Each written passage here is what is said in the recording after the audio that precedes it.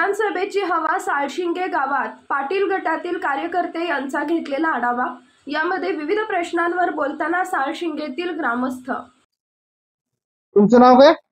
माझं नाव महेंद्र धनाजी पाटील, माजी उपसरपंच साळशिंगे। तर आपल्या गावात कुणाची हवा आहे असं वाटतं तुम्हाला? या गावामध्ये वैभवदादा पाटील यांची हवा आहे। अनिल भाऊच्या काळात काय कामं झाली का नाही का?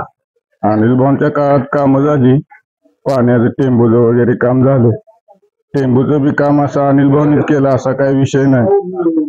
सदाभाऊ ज्या वेळेला आमदार होते 10 वर्ष, त्यावेळेला बी बऱ्यापैकी पहिल्यांदा भाग्यनगर त्याला सदाभाऊनी पाणी आणले। पुढे आटपाडीला बी सदाभाऊनीच घालवलं। परत अनिल भाऊ आमदार झाले होते, त्यांनी पुढची कामं केली।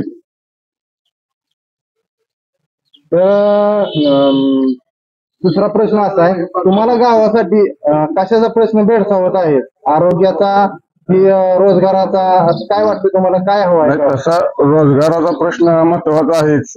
आता शिकलेल्या मुलांनी त्यात मी बऱ्यापैकी वैभवदादांनी कारखान्याच्या माध्यमातून म्हणा, शाळेच्या माध्यमातून म्हणा, असा म्हणजे इथल्या युवकांनी बऱ्यापैकी रोजगार दिलेला आहे। त्यांच्या बँकेचा विषय असू द्या, बँकेत बी बऱ्यापैकी मुलांनी रोजगार मिळालेला आहे।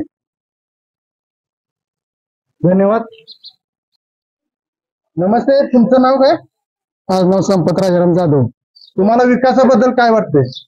आमच्या गावामध्ये सध्या अनिल भाऊने जी टेंबूची कामं केली, त्यांची बऱ्यापैकी टेंबूची कामे पूर्ण केली, परंतु पाणी आमच्या गावाला आले, परंतु त्या पाण्याचा उपयोग करताना शेतकरी ते उत्पन्न करतात, ते प्रामुख्याचं पीक म्हणजे ऊस आहे। आणि त्या ऊसाला कारखाना जो चालू पाहिजे, तो कारखाना आमच्या नागेवाडी मध्ये यशवंत सहकारी साखर कारखाना जो होता, तो कारखाना हे सर्व सभासदांचा होता, तो आता सध्या पत्राव साहेबांना विकला गेला। आणि आमच्या गावातील सर्व शेतकऱ्याची ऊसाबाबत जी प्रश्न उपलब्ध झाला, त्यासाठी वैभवदादाचा कारखाना छोटा गाव असेना, परंतु या ऊसाला पाठवण्यासाठी आमच्या गावातील सर्व शेतकऱ्याचे जे हाल होत होते, ते बऱ्यापैकी त्या कारखान्यामार्फत त्याची जी काय बंदोबस्त जो करायचे वैभवदादा बऱ्यापैकी केले असल्यामुळे आमच्या गावातील सर्व शेतकरी त्यात समाधानी आहेत। तुम्हाला काय म्हणायचं आहे की कारखाना नसल्यामुळं ऊसाचं सगळं किंवा ऊस वैभवदादा जाते असं वाटतंय? आता सध्या कारखाना फक्त वैभवदादा चालू आहे, बाकीचे कारखाना चालू आहेत, परंतु कारखान्याला ऊस पाठवण्यासाठी जी आता जी यंत्रणा जी लागते ती बऱ्यापैकी आमच्या गावामध्ये येत नसल्यामुळे बाकीचे कारखाने येत असते, त्यामुळे बाकीचे गेटकेचे जे कारखाने आहेत ते चालू असल्यामुळे शेतकऱ्याची बऱ्यापैकी हाल होत आहेत। ठीक आहे, धन्यवाद। तुमचं नाव काय? माझं नाव जितेंद्र दिगंबर पंडित। तर तुम्हाला गावात विकास झालाय असं वाटतंय का? गावात गेली 20 वर्ष झाले आमच्याकडे ग्रामपंचायत सत्ता आहे, आणि आमदार 10 वर्ष होते, त्या काळामध्ये 1-2-3 इमारती झाल्या, आणि टेंबूचे पाणी सदाभाऊच्या काळातच सुरुवात झाली। तिथून त्यांनी पुढच्या आटपाडी भागाला सुद्धा त्यांनी पाठवले, पण कसं आहे, सदाभाऊंच्या माध्यमातून बोलायचं झालं तर त्यांना प्रसार माध्यमातून जास्त काम केलेले जी जाहिरात करता येत नाही, कारण का ते फक्त काम करत असतात, ते मीही केलं, मी ती केलं असं सांगत जाहिरात कधी करत नाहीत। त्यामुळं कसं आहे, त्यांना श्रेय कुठल्या गोष्टीचं जनतेतून श्रेय मिळालं पाहिजे अशी त्यांची अपेक्षा असते। त्यामुळं राहिलेल्या गावातील आरोग्याच्या समस्या असतील किंवा रस्ते असतील, स्वच्छता असेल, रोजगार असेल, या सर्व समस्या गावामध्ये सुधारणा झाल्या असं मला वाटतंय, झाल्या पाहिजे असं वाटतंय मला। धन्यवाद। तुमचं नाव काय? रेवणसिद्ध संभाजी जाधव। तर साळशिंग्यात तुम्हाला अजून काय व्हावं वाटतंय असं? साळशिंग्यात आता सध्या म्हणलं तर दुग्ध व्यवसायाचं प्रमाण पहिल्यापेक्षा आता वाढलेलं आहे। पशुवैद्यकीय सेवा, सरकारी दवाखाना, तसेच या ठिकाणी आता असणारा सरकारी दवाखान्यात जे कर्मचारी आहेत जी एक महिला आहे ती परमनंट नाही किंवा दिवसभर गावाला म्हणलं तर डॉक्टर या ठिकाणी उपलब्ध नसते. त्याच्यामुळे लोकांचं हाल होते. तर जे थांबलं पाहिजे. दवाखान्याची पशुवैद्यकीय बी इमारत झाली पाहिजे आणि आता असणारी सुद्धा इमारत ही काय RCC नसल्यामुळं तिथं पाहिजे तशा सोयी नाही त्या, तर त्या ठिकाणी झाल्या पाहिजेत.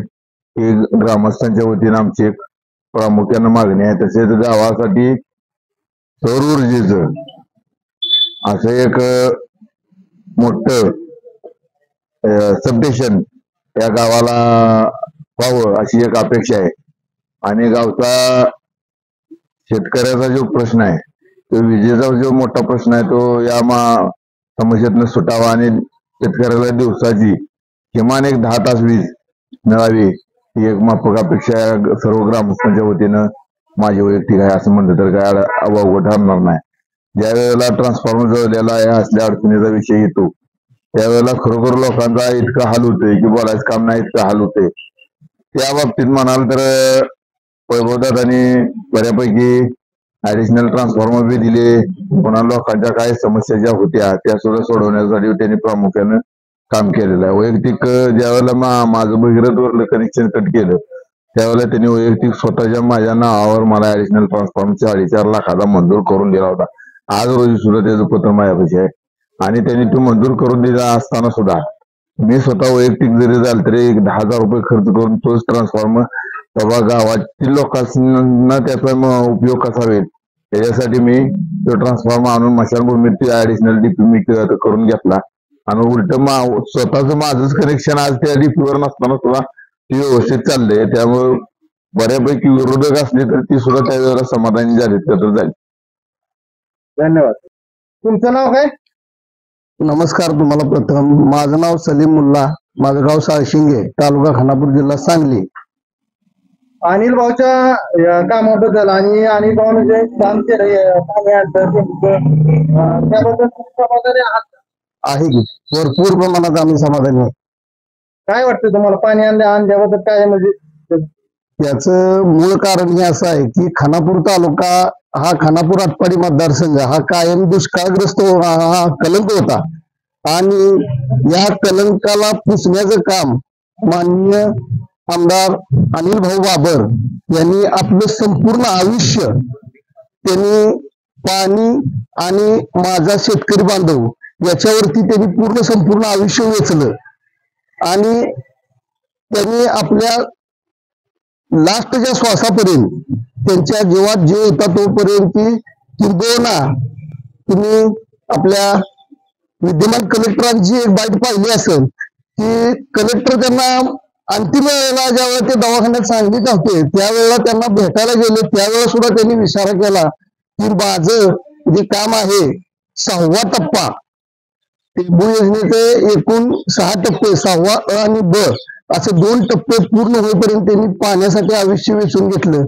त्या व्यक्तीनं वयाच्या ते गारडीगावचे सरपंच ते खानापूर पंचायत समितीचे सभापती ते 90 पासून त्यांनी आमदार म्हणून जे काम केलं, जे आता तुम्हाला आशिया खंडातील सर्वात मोठी जी टेंबू योजना झालेली आहे या टेंबू योजनेचा मानवी म्हणजे आपण एखादं मंदिर बांधतो की त्या मंदिराचा पाया आणि कळस ज्या त्यांच्या आमदारकीत जी त्यांनी पाया भरणी केली म्हणजे मांडणी केली तोच त्यांनी लास्टचा जो 6वा टप्पा अंतिम टप्पा आहे कळस त्यांनी त्यांच्या कारकिर्दीमध्ये केला.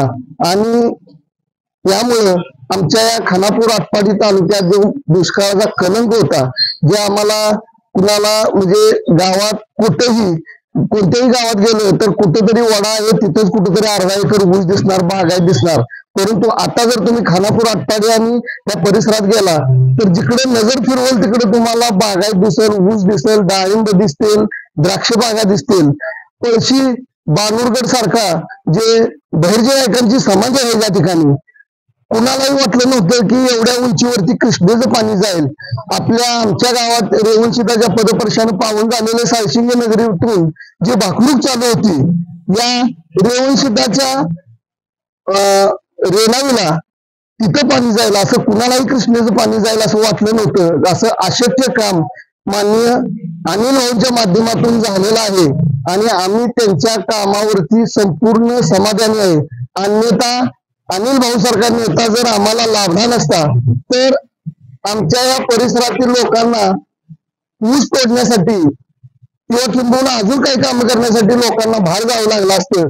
परंतु आम्हाला ते नाही. ज्या लोकांचं अर्धा एकर ऊस होता त्या ठिकाणी आता 20-20 एकर ऊस आहे. ज्यांचं 2-2 एकर जरी असेल तरी तिथेही ऊस आहे आणि ऊसाच्या माध्यमातून आमचा हा भाग आता सुजलाम सुफलाम झालेला आहे. शेतीचं पाणी आहे म्हणून आम्ही अनिल भाऊंच्या या कामावरती संपूर्ण आमचा मतदारसंघ समाधानी आहे.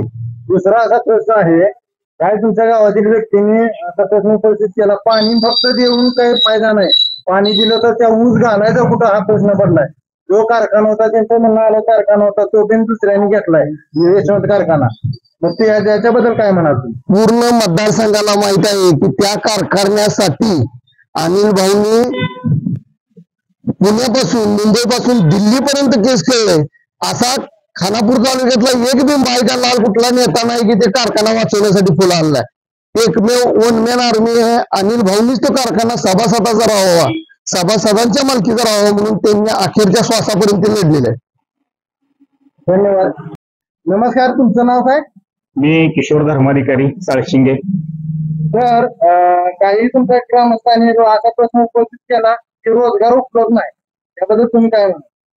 कसं आहे माहिती आहे का, आता अनिल भाऊंनी एवढं पाण्याची सोय केली खानापूर आटपाडी विधानसभा मतदारसंघामध्ये, रोजगार उपलब्ध नाही असं म्हणता येत नाही. कारण प्रत्येकाच्या पहिला अर्धा एकर ऊस असायचा, आता 5-5, 10-10 एकर ऊस झालाय. रोजगाराची म्हणजे बऱ्यापैकी कुणाला गरजच नाही तशी, कारण स्वतःच घरी रोजगार एवढा उपलब्ध झालाय की बाहेर जाऊन रोजगार करावा असं पुन्हा म्हणजे आवश्यकताच नाही तशी. फक्त कसं आहे, काहीतरी वल्गना करायच्या आणि विरोधकांवर टीका टिप्पणी करायचा हा त्यांचा व्यवसायच आहे पहिल्यापासून.